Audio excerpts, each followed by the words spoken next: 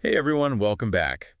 Ready to dive into some seriously good reads that'll help you level up? We're talking self-improvement books today. Yeah, but not just the ones everyone talks about now. We're going way Like back. ancient Rome back. Exactly. We've got ancient wisdom and modern bestsellers. A little something for everyone. Love it. I'm ready to get my learn on. So where are we starting? Well, we've got to start with the OG of self-help, right? Marcus Aurelius and Oh Meditations. wow, yeah. A Roman emperor who was big into stoicism. Right, like imagine getting advice from an emperor on how to handle your daily life. It's kind of incredible. It's so true. And stoicism is having a real moment right now. It never really went away, though, did it? It's about focusing on what you can control, which, let's be honest, is super relevant in our chaotic world. Totally. Like my phone could be blowing up with notifications, but all I can control is how I respond. Do I let it stress me out, or do I focus on what I need to get done? There you go. You're already thinking like a stoic. And speaking of, there's this other book, The Obstacle is the Way by Ryan Holiday. I've heard of that one. It's about like turning challenges into opportunities, right? Exactly. It takes that core stoic principle of focusing on what you can control and shows you how to apply it to any obstacle. Okay, so no more freaking out when things go wrong. Got it. Well, it's a process, but yeah. It's about shifting your perspective and seeing those obstacles as stepping stones. I love that. Okay, so we've got ancient wisdom covered. What's next? Now we're jumping into some modern day classics. Let's talk about Stephen Covey's The 7 Habits of Highly Effective People. Okay, that's a big one.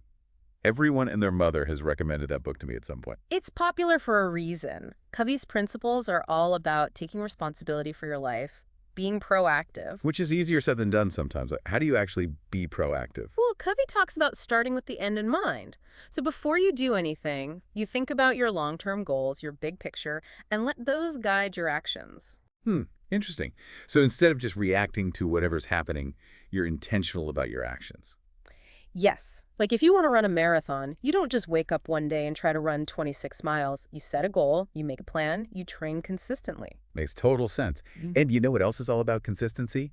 James Clear's Atomic Habits. Oh, such a good one. He breaks down habit building into a science, making it seem totally doable. And it's not about making these huge, drastic changes overnight either. Right. It's the small things, the tiny changes that add up to big results over time. He talks about the 2-minute rule, right? Hey. Like breaking down a habit into something you can do in 2 minutes. Yes. So instead of trying to meditate for an hour, you start with just 2 minutes a day. Such a game changer. Oh. Okay, so we've got habits down.